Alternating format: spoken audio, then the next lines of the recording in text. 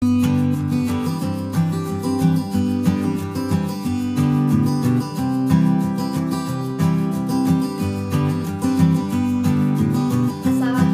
warahmatullahi wabarakatuh. Salam sejahtera untuk kita semua. Kali ini kita akan membahas materi pendidikan kewarganegaraan kelas 11 yang itu terkait tentang dinamika penerapan demokrasi di Indonesia. Subtopik kali ini kita akan membahas apa saja prinsip-prinsip demokrasi di Indonesia. Kita mulai dari yang pertama, yaitu menurut Ahmad Sanusi. Ahmad Sanusi mengutarakan ada 10 pilar demokrasi konstitusional Indonesia menurut Pancasila dan Undang-Undang Dasar Negara Republik Indonesia tahun 1945.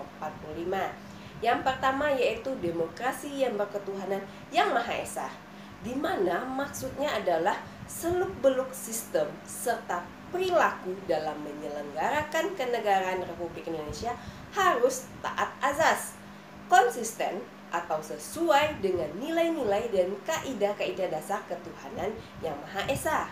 Kemudian yang kedua yaitu demokrasi dengan kecerdasan, artinya mengatur dan menyelenggarakan demokrasi menurut Undang-Undang Dasar Negara Republik Indonesia tahun 1945, bukan dengan kekuatan naluri, kekuatan otot, atau kekuatan massa semata-mata, tetapi pelaksanaannya harus lebih menuntut kecerdasan rohaniah, kecerdasan akiliah, kecerdasan rasional, dan kecerdasan emosional. Sedangkan yang ketiga yaitu demokrasi yang berkedaulatan rakyat. Maksudnya kekuasaan tertinggi ada di tangan rakyat. Secara prinsip rakyatlah yang memiliki atau memegang kedaulatan itu. Dalam batas-batas tertentu, kedaulatan rakyat itu dipercayakan kepada wakil-wakil rakyat di MPR, DPR atau DPD, dan DPRD. Kemudian yang keempat yaitu demokrasi dengan rule of law, di mana hal ini mempunyai 4 makna penting.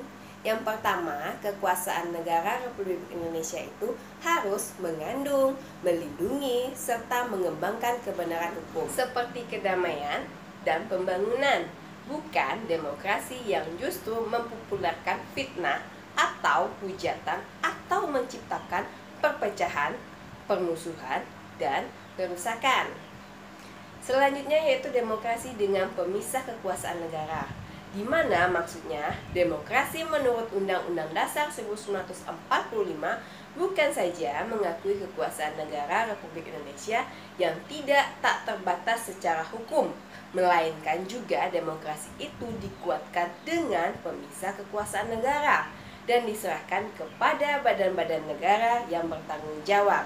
Selanjutnya yaitu demokrasi dengan hak azazi manusia, artinya demokrasi menurut Undang-Undang Dasar 1945 mengakui hak azazi manusia yang tujuannya bukan saja menghormati hak azas tersebut, melainkan terlebih-lebih untuk meningkatkan martabat dan derajat manusia seutuhnya. Kemudian selanjutnya yaitu demokrasi dengan pengadilan yang merdeka, artinya demokrasi menurut Undang-Undang Dasar 1945 menghendaki diberlakukannya sistem pengadilan yang merdeka, yang memberi ruang seluas-luasnya kepada semua pihak yang berkepentingan untuk mencari dan menemukan hukum yang seadil-adilnya. Di muka pengadilan yang merdeka itu, penggugat dengan pengacaranya, penuntut umum dan terdakwa dengan pengacara mempunyai hak yang sama. Selanjutnya yaitu demokrasi dengan otonomi daerah, artinya otonomi daerah merupakan pembatasan terhadap kekuasaan negara, khususnya kekuasaan legislatif dan eksekutif di tingkat pusat, dan lebih khusus lagi pembatasan atas kekuasaan presiden. Selanjutnya yaitu demokrasi dengan kemakmuran, artinya demokrasi itu bukan hanya soal kebebasan hak, bukan hanya soal kewajiban dan tanggung jawab, bukan pula hanya mengorganisir kedaulatan rakyat atau pembagian kekuasaan kenegaraan.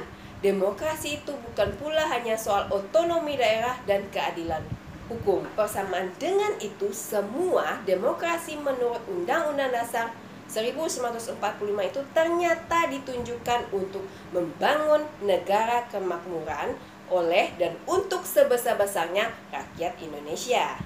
Yang selanjutnya yaitu berdemokrasi yang berkeadilan sosial. Artinya, demokrasi menurut Undang-Undang Dasar 1945 menggariskan keadilan sosial di antara berbagai kelompok, golongan, dan lapisan masyarakat.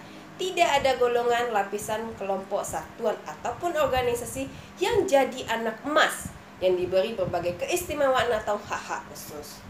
Oke, apa sebenarnya yang menjadi karakter utama demokrasi Pancasila? Ya, karakter utama demokrasi Pancasila adalah sila keempat, yaitu kerakyatan yang dipimpin oleh hikmat kebijaksanaan dalam permusyawaratan dan perwakilan. Dengan kata lain, demokrasi Pancasila itu mengandung 3 karakter utama: kerakyatan, permusyawaratan, dan hikmat kebijaksanaan. Berdasarkan materi tersebut, demokrasi Pancasila mengandung beberapa nilai moral yang bersumber dari Pancasila. Yang pertama, persamaan bagi seluruh rakyat Indonesia. Berarti di sini tidak ada perbedaan antara rakyat yang satu dengan yang lainnya. Kemudian, keseimbangan antara hak dan kewajiban. Pelaksanaan kebebasan yang dipertanggungjawabkan secara moral kepada Tuhan Yang Maha Esa, diri sendiri, dan orang lain. Kemudian, mewujudkan rasa keadilan sosial. Pengambilan keputusan dengan musyawarah dan mufakat. Mengutamakan persatuan nasional dan kekeluargaan, serta menjunjung tinggi tujuan dan cita-cita nasional. Oke, cukup sekian dulu materi kita hari ini. Mohon maaf apabila ada salah kata. Assalamualaikum warahmatullahi wabarakatuh.